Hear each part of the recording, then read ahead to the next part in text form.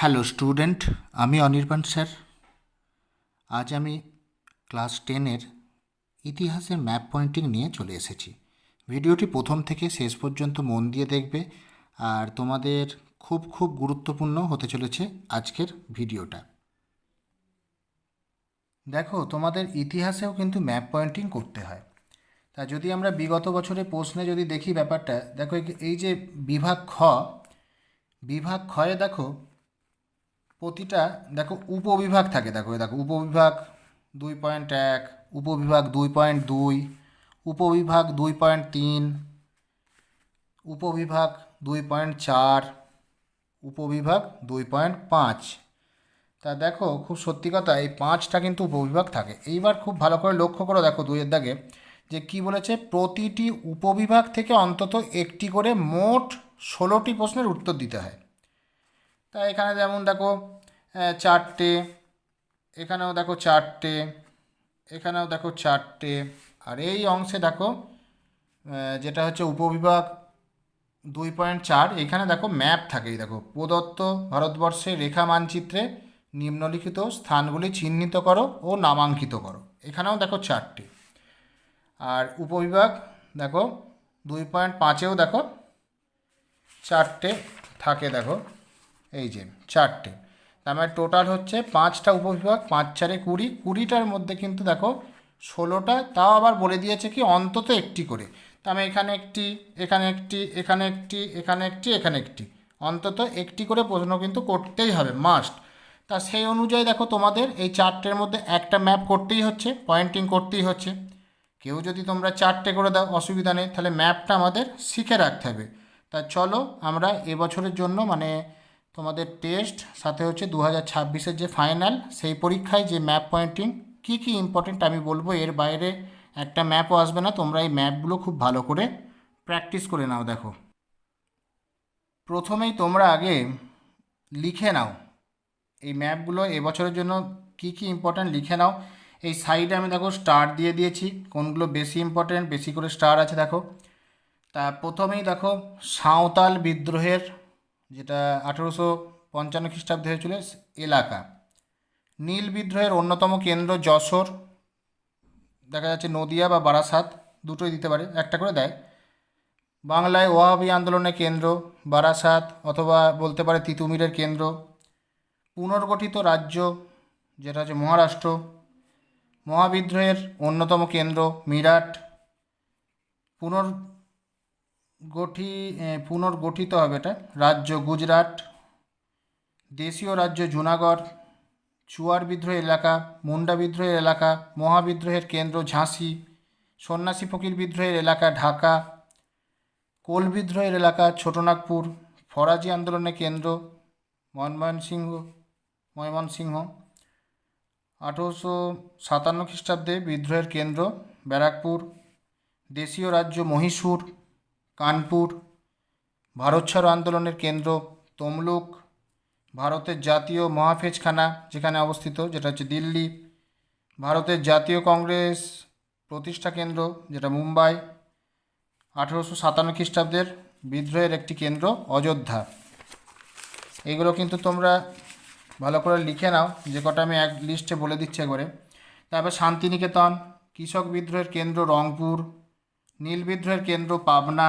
চুয়ার বিদ্রোহের কেন্দ্র মেদিনীপুর। আচ্ছা, আজাদ কাশ্মীর, ভারতের প্রথম ছাপাখানা কেন্দ্র গোয়া। ভারত সভার প্রতিষ্ঠাস্থল, যেটা হচ্ছে নবজাগরণের কেন্দ্র কলকাতা। বারদৌলি চট্টগ্রাম। দেশীয় রাজ্য হায়দ্রাবাদ। ছাপাখানার বিকাশের কেন্দ্র, যেটা শ্রীরামপুর। আচ্ছা, এলাহাবাদ পুনা।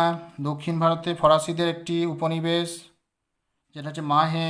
তারপরে মাদ্রাজ, চেন্নাই, মহীশূর, ডান্ডি, চৌরি চৌরা, চম্পারণ, মুর্শিদাবাদ, পলাশি। রবীন্দ্রনাথের জন্মস্থান জোড়াসাঁকো। লালন ফকিরের জন্মস্থান কুষ্টিয়া। বাংলা তেভাগা আন্দোলনের একটি কেন্দ্র, যেটা হচ্ছে কাকদ্বীপ। এই হচ্ছে এবছরের জন্য মোস্ট ইম্পর্টেন্ট যে ম্যাপ পয়েন্টিং ইতিহাসের, সেগুলো আমি দেখালাম। তা এইবার দেখো, একটু ম্যাপে দেখে নাও ঝটাঝট। ম্যাপে একটু দেখে নাও তোমরা। আচ্ছা, প্রথমেই বলে রাখি যে ম্যাপ কিন্তু ম্যাপ পয়েন্টিং সবসময় পেন্সিলে করবে, হ্যাঁ, এরকম উড পেন্সিলে করবে, তাই এরকম ভারতের ম্যাপ দিয়ে দেওয়া হবে তোমাকে। তা প্রথমেই দেখে নাও, এই যে জায়গাটা দেখো মিরাট, এই জায়গায় দিল্লি, এই জায়গায় দেখো কানপুর, এই জায়গায় দেখো এলাহাবাদ, এইখানে দেখো নদিয়া, এখানে দেখো যশোর, এখানে বারাসত, তমলুক, এই যে এখানে শ্রীরামপুর, এই যে অংশটা এটা হচ্ছে পুনা। আর এইবার দেখো এখানে একটা ইন্ডেক্স করা আছে, এইভাবে ইন্ডেক্স করতে হবে আর কি। এই যে যেটা ঘষে দেওয়া আছে দেখো, এটা হচ্ছে দেশীয় রাজ্য মহীশূর, এই যে অংশটা এটা হচ্ছে দেশীয় রাজ্য মহীশূর। এইখানে দেখো সাঁওতাল বিদ্রোহী এলাকা, এই দেখো এই অংশটা হচ্ছে সাঁওতাল বিদ্রোহী এলাকা, খুব ভালো করে দেখে নাও। আচ্ছা, এখানে দেখো বাংলায় যে ওয়াহাবি আন্দোলনের কেন্দ্র বারাসাত, এই যে দেখো এই যে চৌকো যে অংশটা, এই দেখো ছোট্ট মতো যে অংশটা দেখো, এই দেখো বারাসাত, হ্যাঁ। আচ্ছা, এইখানে দেখো পুনর্গঠিত রাজ্য, যেটা হচ্ছে 1960 সালে, যেটা হচ্ছে মহারাষ্ট্র। এই দেখো পুনর্গঠিত রাজ্য মহারাষ্ট্র, যেটা হচ্ছে দেখো ক্রস ক্রস দেওয়া আছে, এই যে পুরো অংশটা হচ্ছে ক্রস ক্রস দেওয়া আছে সেটা। আর এই যে ছোট্ট জায়গাটা এইটা কিন্তু পুনা, হ্যাঁ, এই পুরোটা কিন্তু মহারাষ্ট্র, তার মধ্যে একটা এটা এটা হচ্ছে এই অংশটা হচ্ছে পুনা। যখন পুনা বলবে তখন এই অংশটা দেখাবে, আর যখন বলবে যে পুনর্গঠিত রাজ্য মহারাষ্ট্র তখন এই পুরো অংশটা দেখিয়ে দেবে। এরম ইন্ডেক্স করবে তোমরা। একটা ম্যাপ হয়ে গেল, পরের ম্যাপ দেখে নাও। এই যে মাথার ওপরে দেখো এটা হচ্ছে আজাদ কাশ্মীর, এইখানে দেখো অযোধ্যা, এইখানে দেখো শান্তিনিকেতন, এখানে দেখো রংপুর, এখানে দেখো পাবনা, এখানে দেখো রাঁচি, এখানে মেদিনীপুর, এটা হচ্ছে কলকাতা, এখানে হচ্ছে মুম্বাই, এখানে হচ্ছে গোয়া। এই কটা কিন্তু হয়ে গেল। পরের ম্যাপ দেখে নাও। পরের ম্যাপে দেখো এই যে অংশটা জুনাগড়, এই অংশটা বারদৌলি, এটা একটা অংশ আছে দেখো দেখাচ্ছি আমি এই অংশটা। এই যে পুনর্গঠিত রাজ্য গুজরাট, এই যে পুরো অংশটা হচ্ছে গুজরাট, এখানে ঝাঁসি, এইখানে দেখো ছোটনাগপুর। আচ্ছা, এই অংশটা দেখে নাও, এই যে হিজিবিজি দেখো, এটা একটা মানে দেখানো হয়েছে আর কি চিহ্ন করে, মুন্ডা বিদ্রোহী এলাকা যদি দেয় এর অংশ দিয়ে দেবা। আচ্ছা, এরাম অংশে দেখো এই যে অংশটা দেখো এখানে, যেটা হচ্ছে ব্যারাকপুর, এইখানে দেখো ময়মনসিংহ, এখানে দেখো ঢাকা, এখানে দেখো চট্টগ্রাম, এই যে অংশে দেখো দেশীয় দেশীয় রাজ্য হায়দ্রাবাদ, এখানটা দেখো পুনর্গঠিত রাজ্য, ওটা তো দেখালাম গুজরাট। আচ্ছা, সাঁওতাল বিদ্রোহী এলাকা, এই যে অংশটা সাঁওতাল বিদ্রোহী এলাকা। আচ্ছা, চুয়ার বিদ্রোহী এলাকা, এই যে অংশটা চুয়ার বিদ্রোহী এলাকা, তো এইগুলো কিন্তু কোল বিদ্রোহের এলাকা। এই যে হালকা যে অংশটা এটা হচ্ছে কোল বিদ্রোহী এলাকা, যেটা ছোটনাগপুর দেখানো হয়েছে, তাই এইভাবে কিন্তু ইন্ডেক্সে আমি দেখিয়ে দিলাম। পরের ম্যাপটা দেখে নাও। এইখানে দেখো ডান্ডি, এইখানে দেখো মাহে, যেটা হচ্ছে দক্ষিণ ভারতের ফরাসিদের একটি উপনিবেশ।